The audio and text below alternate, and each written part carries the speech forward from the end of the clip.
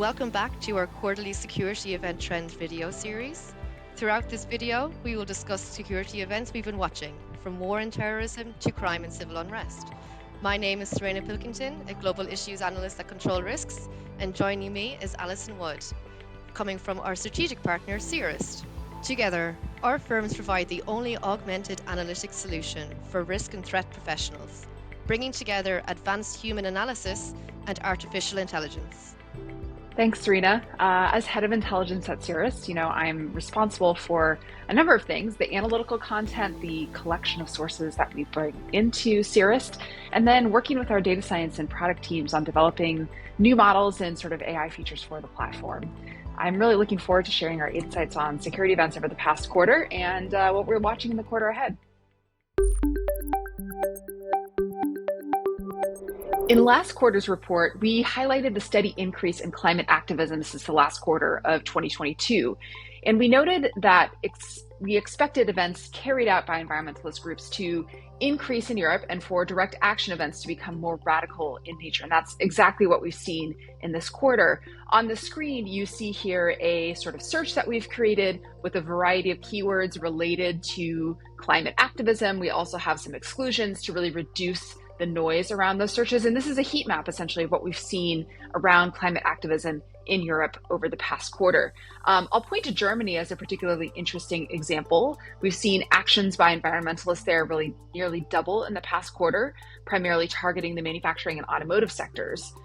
Serena, I know that our analysts also published a recent piece in which they noticed a steady radicalization of the environmental movement in Germany, with left-wing and anarchist militants citing environmental ideology to justify attacks. Is there anything else on this front that you and the team are looking out for? Yes, so it's definitely a global issue that we're monitoring very closely. Particularly, we're looking at how increasingly impactful times of climate, such as natural disasters, are driving climate anxiety. So this, coupled with the perception by younger generations that goals are just not being met by governments, are definitely driving forces of participation in these direct actions. As you mentioned, they are radicalizing too, so this is also changing tactics they are using. So this would include using emerging technologies like drone footage to scrutinize environmental degradation. Hotspots do remain, as you have mentioned, in Europe and North America, but they're popping up in Asia and Middle East too. Going forward, we're going to be seeing probably a higher frequency of these direct actions, and at the same time, law enforcement agencies also appear to be behind in adapting to these changes. So while they are using more controversial methods, this can also have a knock-on negative impact when they're trying to reduce such direct actions. So for instance, these climate groups, they have very strong online presence. If, say, an instance of abuse by a law enforcement person was to be recorded, it does prompt a higher risk of further backlash should this go viral online.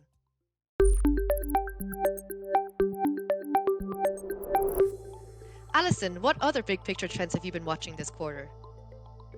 Well, Serena, we've already spoken about environmental activism, but another thing we've been watching is strikes and other forms of labor unrest. So this has really made headlines here in the US, where I'm based, right? We've had sort of strikes in Hollywood. We've also had more recently the auto workers strikes, which have drawn attention from both President Joe Biden as well as former president and 2024 presidential candidate Donald Trump, engaging with these strikes in different ways, right? But more globally, sort of what we're seeing in the data. We've seen these sort of labor protest unrest pointing in different directions globally. So in Asia, we've seen a bit of an increase, about 10%, in the number of labor-related unrest events, with notable protests of large scale in New Zealand, Indonesia, and Pakistan. On the other hand, labor activism in Europe has declined by about 60% compared to last quarter. So you can see I have a search set up here for some of our verified events. So these are researcher coded events. This is covering this last quarter and the one prior, so looking back to April. And you can see here that we've seen sort of a gradual decline in the number of events. And this was really driven by the decline sort of in pension reform protests in France. But I think that can be a little bit deceiving in the sense that demands from employees across transportation, education, and healthcare sectors for higher wages and better working conditions really remain robust across many countries in Europe. So that's, I think, something that's worth continuing to watch. I'm sure sort of you have a few thoughts on this as well. So it seems that though the data is pointing in different directions across different regions, the drivers of labour activism is still going to be present in the coming months. You briefly mentioned Indonesia, and that's also a country that we're watching very closely. It has an important election coming up in February 2024, and also present there, the Labour Party and its affiliate unions are also driving massive labour activism and protests over minimum wage increases in the coming months.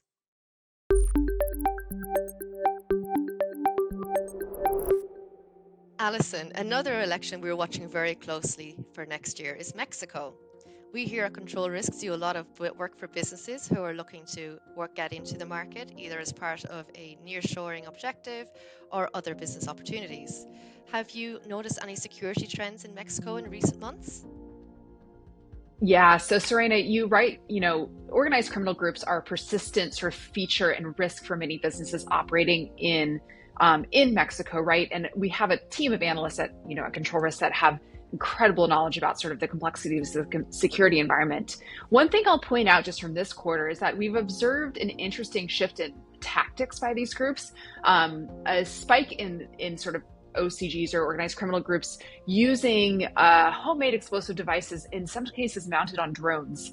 And while this is just a small subset of the security events carried out by these groups, it's interesting to note that a recent study showed that membership in these groups increased 160% over the past decade, which means that the number of people in organized criminal groups in Mexico is actually greater than federal security forces. This is a really very real issue for companies across supply chains, and it's particularly for those with sort of highway, cross-state, and cross-border transport. This is a very live issue. I'll note that while we sort of track many of these events through our verified events features on Cirrus, our sort of events AI feature can also be used to track issues of concern. So here I have a search with a lot of keywords sort of related to organized crime in Mexico. Here you can see all of the data that it's pulled up and pieces related to that. And then of course you can see it sort of mapped here. So this is one way that a lot of our clients are sort of keeping track of these issues in real time.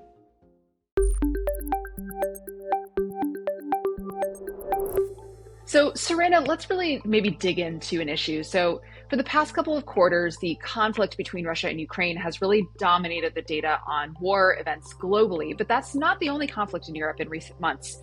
There have been substantive developments in the conflict between Armenia and Azerbaijan in recent weeks, right? Yeah, that's right. So on the 19th of September, Azerbaijan launched a military operation into the disputed Nagorno-Karabakh region, while a ceasefire with Armenia was quickly decided upon, with the Nagorno-Karabakh institutions dissolving along with the Nagorno-Karabakh Republic. There was still a lot of movement in the area, including more than 84,000 people leaving the region in the last week. Wow, that's a lot. So it was really interesting, I would say, during this period to watch some of the emotion analysis of our open source data.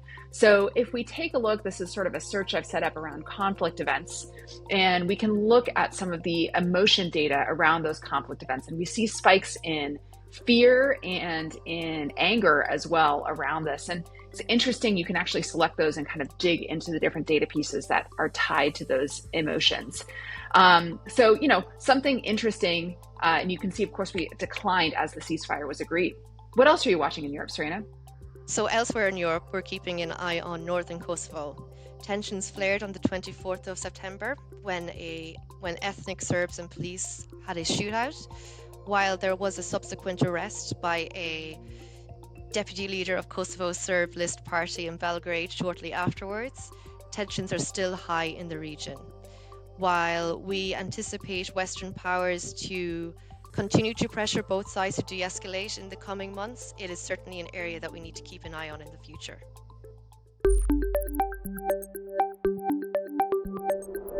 So, Serena, what are some of the issues or events that you and the team will be looking for in Q4?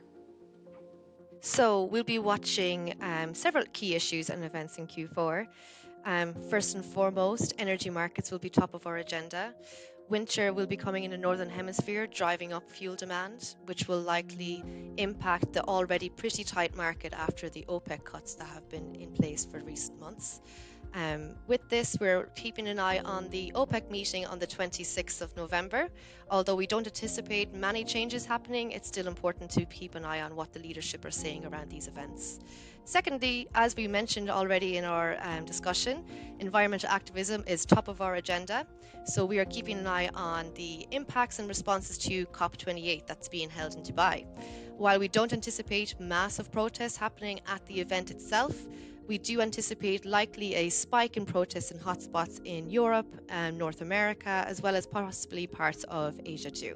Great. And as a reminder, we do have these outlooks on Cirrus where you can see the things that our analysts are watching in each region and globally over the coming months. I'd also encourage just everyone to take a look at the report that will be coming out to see some of the other events that both Cirrus and the team at Control Risk are tracking this quarter. And I will note that while we didn't talk much about Africa today, we're keeping a close eye on several countries in West and Central Africa for unrest and conflict events, particularly in the wake of some of the changes in governments we've seen over the past couple of months. So do take a look at the report to see a bit more about that. We'll be watching these events over the coming months, and we'll revisit them in our next quarterly video. For more information, please do look at Cirrus Verified Security Event Report and find further insights on our platform. Thank you for watching. We hope you enjoyed our latest security event trend video. Please do get in touch if you would like to find out more about our strategic partnership and how we can help your organization.